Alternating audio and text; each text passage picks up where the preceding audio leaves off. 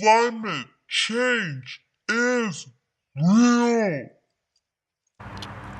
So who exactly caused it? Some bad boys in the global north like these guys right here? Yeah, well, they decided to pollute a lot more of their fair share of the atmosphere than they deserve. Thanks for nothing! How much more, you ask?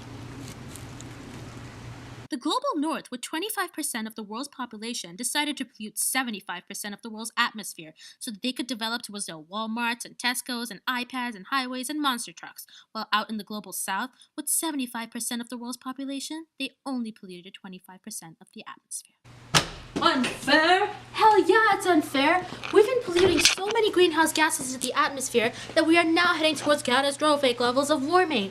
And cold hard science tells us that if we want to stay away from this catastrophe, we need to stay under 2 degrees Celsius of warming. And the only way to do that is if we realize that the atmospheric space we have left to pollute into needs to be divided equitably. What's equity, you say? Let me show you. Take example A. Here we have Andrea, Moni, and Natasha standing on these wonderful stairs. They're all trying to see over this railing. If this was a world based on equality, what would happen is Moni would go up by 1 step, Andrea would go up by 1 step, and Natasha would also go up by 1 step. Now, they all see over the railings, but Natasha still sees the least and Andrea still sees the most. If this was a world based on equity, the way this would be solved is Moni would go up by a little bit, Natasha would go up by a complete step, and Andrea would stay exactly where he is. Here we can see that Natasha now sees the most because she deserves to. Moni sees a little bit more than she used to, and Andrea sees as much as he always did because he always saw a lot. So how do we cut emissions? In the year 1992, countries realized that anthropogenic climate change was real, so 196 of them came together to sign on to the UNFCCC, or the United Nations Framework Convention on Climate Change. The UNFCCC recognized all the things that we've been talking about. They recognize historical responsibility of the global north. They recognize the principle of equity and how the atmospheric space needs to be divided fairly. And they also recognize the principle of common but differentiated responsibilities, or CBDR. Using all of these, they realized that emission cuts needed to be made. One solution that they thought would work to reduce emissions was this one: carbon markets. So what exactly is a carbon market? So carbon markets, or carbon trading, are the buying and selling of a new artificial created commodity, the right to emit carbon dioxide. But unlike trading of other commodities, it's a non-existent market. It's a created market in the sense that it results from the action of governments to create this commodity, or the right to emit carbon, and then they limit the availability of this right in order to create scarcity and therefore a market for it. So how does a carbon market work? First, you put a cap on your emissions. The basic model is an emissions trading scheme. The government sets a mandatory cap on the overall quantity of CO2 emissions that is allowed for a portion of the economy. Step 2 is allocating allowances. The overall quantity of emissions under the cap is then divided up between the emitters, and each of these emitters receives a permit for an allocated allowance of emissions which they are not allowed to exceed. The permits are distributed to the emitters covered by the scheme either at a cost, through auctioning, or for free. Step 3 is trading allowances. Some of the emitters will find it easier than others to reduce their emissions, and so a cap and trade system allows for some flexibility about where the reductions are made by allowing permits to be tradable. As a result, emitters who can make reductions more easily and cheaply, and who therefore don't need to use up their entire allowance, can sell what remains of it to other emitters who find it harder and more expensive to bring down their emissions. There's another part to cap and trade, and this is called offsetting.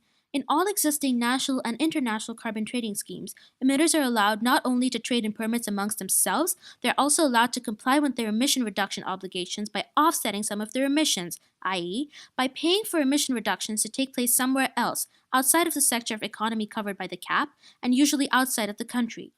Most offset projects are located in developing countries, and they include a wide variety of activities aimed at reducing, avoiding, or sequestering greenhouse gas emissions. Under emissions trading schemes which allow offsetting, companies which produce carbon emissions can purchase credits generated from offset projects in amounts supposedly equivalent to the emissions that they wish to offset. These emissions then don't count towards their overall allowance. The inclusion of offsetting in emissions trading schemes therefore means that the cap on emissions set by the scheme is of little consequence.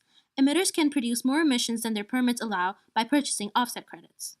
Offsetting just doesn't make sense.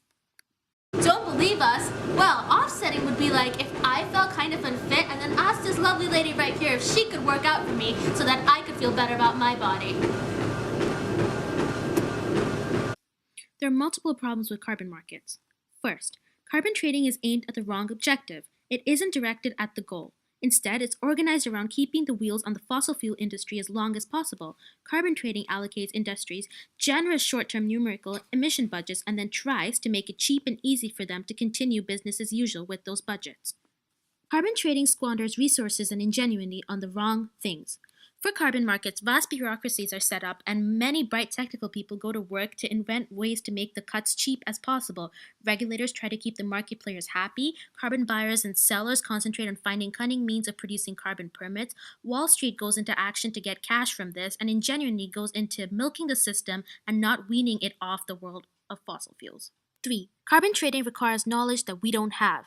Carbon trading just assumes that if you make a cut in one place, it's the same as emission cuts being made in another place. Carbon trading is anti-democratic. In carbon markets, both buyers and sellers have an incentive to conceal from the public whether emission reductions are actually being made, and the only people who really benefit from it are big fossil fuel companies, governments that want to delay climate action, energy traders, the nuclear industry, and polluting companies. 5. Carbon trading interferes with positive solutions to global warming. Often, these good offset projects in the developing world end up interfering with local positive solutions to climate change.